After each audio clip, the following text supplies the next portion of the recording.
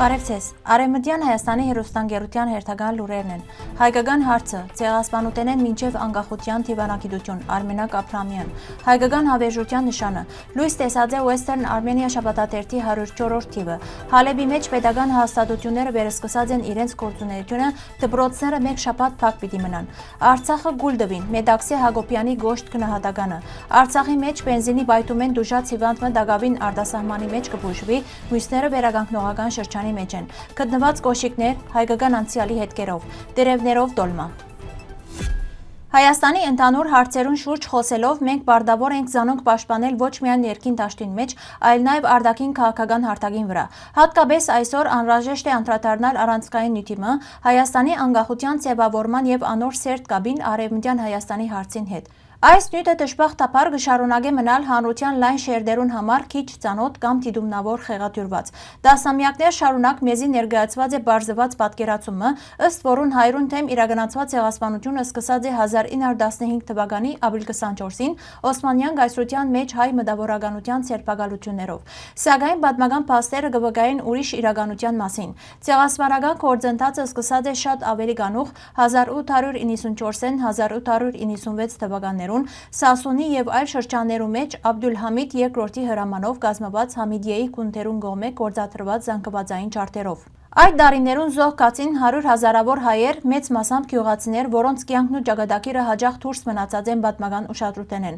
Հատկապես սխալ եւ դանկավոր մոտեցում է այն գաղափարը, թե միայն մտավորականության ոչնչացումն է ցեղասպանության չափանիշը։ Արևմտյան Հայաստանի տարածքին մեջ ապրող գյուղացի բնակչությունը նույնքան արժեք ուներ եւ անոնց զանգվածային ոչնչացումը ցեղասպանության անբաժանելի մաս է։ Նույն ցևով հաջող կանդեսվին 1909 թվականի Ադանայի ճարտերը, ուր գրգին հազարավոր հայեր զոհ կացին։ Այս բոլորը ցույց կտան, որ ցեղասպանությունը երկարատև ծրագրված գործընթաց մներ, ոչ թե մեկ օրով սկսած ողբերգություն։ Այս պատմական ճշգրտումները կարևոր են ոչ միայն անցյալը հասկանալու, այլ նաև Հայաստանի անկախության ձևավորումը ճիշտ գնահատելու համար։ Ցեղասպանության դարիներուն հայ ժողովուրդը բոլորովին առանցին չէր։ Այդ ձանը ժամանակաշրջանին հատուկ թեր ստանցնեց ամենայն հայոց կաթողիկոս Գևորգ Սուրենյանցը, ով ամբողջ ցեղասպանությունը ապրեցավ իր աչքերուն առջև եւ իր վրա առավ պատմական պատասխանատվություն։ Անոր որոշումով Բողոս Նուբար Փաշան լիազորվեցավ սպաղելու հայկական հարցի դիվանագիտական ներկայացմամբ։ Բողոս Նուբարը աշխուժ աշխատանք տարավ Ֆրանսիայի, Ռուսիո,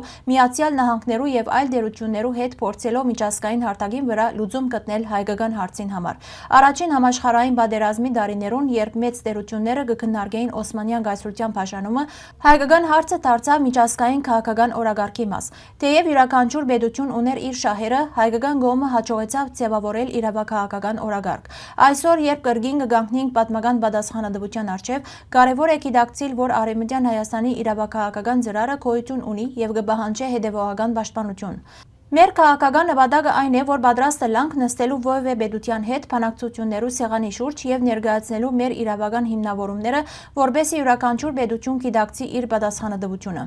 Հայկական հարցը անցյալ չէ, այն ներկա է, շարունակական է եւ կպահանջի ոչ թե լրություն, այլ գիտակցված, փաստարկված եւ արժանապատիվ պայքար։ Ինչ կխորհրդանշեն հայկական հավերժության նշանի բդույթին աճ եւ ցախ ուղղությունները։ Հայկական զարդարվեստին ամենատարածված տարրը հավերժության նշանը կամ արևախաչը ունի հստակ ընթերցելի խորհրդապանություն, որ գախում ունի անոր թևերուն բդտման ուղղություն են։ Մեր մշակույթին մեջ ընդունված են շարժումի երկու հիմնական ուղղություններ՝ դեպի աճ բդույթ ժամացույցի ուղղությամբ, այս բդույթը կգոչվի արեգակնային։ Այն կխորհրդանշե գործուն կյանքը, լույսը, արարումը եւ նյութական աշխարհի զարգացումը։ Դեպի ցախ բդույթ ժամացույցին հակառակ, այս ուղղությունը հաճախ կգապի լուսնային կամ հոգեվոր ուժին հետ։ Այն կխորհրդանշե վերադարձը դեպի ագունքներ, հոգին, անմահությունը եւ հավերժությունը։ Արևախաչը նույնպես կարելի է տեսնել մանրանկարչության մեջ, ուր այն կհայտնվի որպես զարդանախշ։ Երբ հուշարձանի վրա միաժամանակ ներկա են երկու բդույթներն, այն կխորհրդանշե դիեզերական ներշնչությունը, նյութականին եւ հոգեվորին միասնությունը։ Լույս տեսած է Western Armenia շաբաթաթերթի 104-րդ թիվը, որուն շաբիգին վրա պատկերված է աշխարհահռչակ գյուտարար Լյութեր Ջորջ Սիմչյան։ Ավելի քան 200 արտոնագրերու հեղինակ Սիմչյանը շատերու կողմէ կոչված է երկրորդ Թոմաս Էդիսոն։ Ան ծնած է Օսմանյան գայսրության այնտեպ քաղաքը, հայրուն թեմ իրականացված ցեղասպանության դարիներուն որբացած, ապա փրկված ու հաստատված է Ամերիկայի Միացյալ Նահանգներու մեջ։ Յեյլի համալսարանը ավարտել է ետք Սիմչյան մինչև կյանքին վերջը սպաղած է գյուտարարական գործունեությամբ։ Անոր ամենանշանավոր քուրդերեն են տրամադան ինքնիշխատ մեքենան, բանկոմատը եւ բանկոգրաֆը, որոնք իրենց ժամանակեն առաջ անցած էին։ Թեև սկիզբը արժևորված չէին, դարիներ անց անոնք դարձան տրամադանային համագարկին անփոխարինելի մաս։ Սիմջյան նաև հեղինակ է ինքնիշխատ կենտրոնացմամբ լուսանկարչական մեքենայի, գունավոր ռենտգեն սարքի եւ բազմաթիվ այլ նորարարական գործիքներու։ Western Armenia շաբաթաթերթը կհրադարակվի հայերեն, թուրքերեն, անգլերեն եւ ֆրանսերեն դարբերակներով, նպաստելով հայկական մշակույթի դարացման եւ արևմտյան Հայաստանի մասին միջազգային իրազեկության խորացման։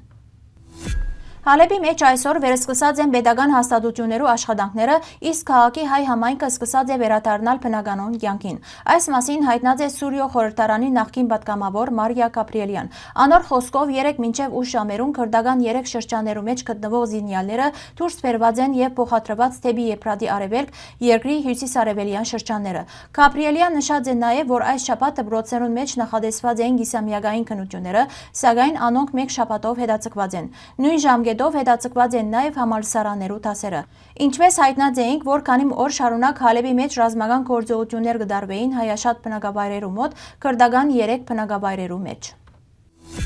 Արցախը չեն կորսնցուցած պատերազմին, զայն գուլ դվին քաղաքական որոշումով եւ մարսեցին լրության եւ անբաժանելիության պայմաններուն մեջ գրած է Արցախի ազգային ժողովի արդարություն խմբակցության պատգամավոր Մեդաքսի Հակոբյան։ Անոր խոսքով Արցախը դարձած է նախատեպ եւ փորձադաշտ, իսկ այսօր նույն քաղաքականությամբ վտանգի դա կտրվի Հայաստանը սահմաններու ճշգրտման եւ խաղաղության օրագարկի անունով։ Հակոբյան կշեշտե, որ ասիկա դարածքային զիջում է ինքնիշխանության հաշվին, մինչ անվտանգության քանդումը կներկայացվի որպես խաղաղություն։ Ան նաեւ անդրադարձած է եկեղեցիի դեմ ուղղված գործողություններուն, զանոնք որակելով իբրև ազգային թիմադրության վերջին փարոյական հենարանի թիրախավորում։ Լրություն ու անկորձությունը կնշանակեն համացայնություն հաջորդ կորուսյան հետ, ավելցուցած է ան։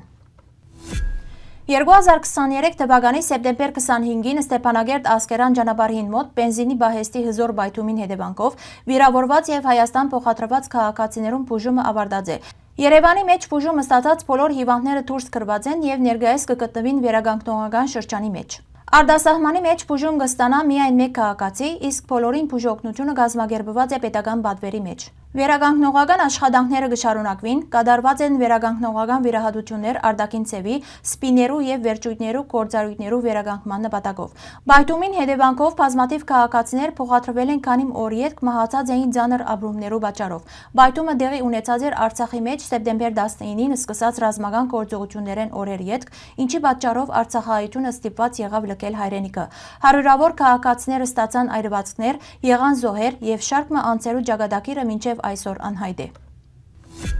Վերջերս հայտնաբերված մարգարտապայլ ներդիրներով փայդե կապկապներու զույգը կարևոր վկայություն մնե 18-19-րդ դարերու հայկական մշակութային ժառանգության մասին։ Ըստ երևույթին Եգիպտոսի մեջ կամ Օսմանյան Թուրքիո դարածքին պատրաստված անոնք կգապվին շրջանի հայկական համայնքներու արհեստագործական ավանդություններուն հետ։ Բարձր փայդե հենակներով այս կոշիկները զարդարված են երկրաչափական նախշերով, ցևավորված մարգարտապայլ ներդիրներով եւ մեդաղալարային եզրակիցերով։ Գաշվե եւ Թավշյա գաբերը կգրեն արձատատել ասեղնագործություն, իսկ անոնց վրա բաբանված են հայկական սկզբնադարեր, որոնք կշեշտեն իրին հայկական ծագումն ու անհատական պատկանելիությունը։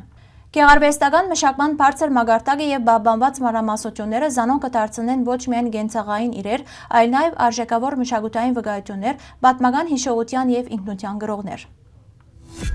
Բազմաթիվ ուտեստներու շարքին մեջ, որոնք առանձնահատուկ տեղ կգրավեն ամբողջ աշխարհի ուտելիքի սիրահարներու սրտերուն մեջ, դոլման լիցքը կներկայանա իբրև սերունդ փոխանցված խոհարարական ստեղծագործ արվեստի վկայություն։ Դոլմայի ծագումը։ Դոլման կպատրաստվի թե միսով եւ թե բանջարեղենով, լեցված եւ պատված տիլի մեջ։ Ուրարդերեն դոլի պարեն, որ կնշանակե խաղողի դերև։ Այստեղեն ալ դոլմա խաղողի դերևի մեջ լեցված եւ պատված ճաշադեսակ։ Թարերու ընթացքին այս ուտեստը ընդունված, հարմարցված եւ դոնված է զանազան մշակույթներու գոմե, իր վրա գրելով դարբեր ասացություններ։ Պատրաստման եղանակին ծանոթանալու համար կարելի է այցելել մեր պաշտոնական կայք։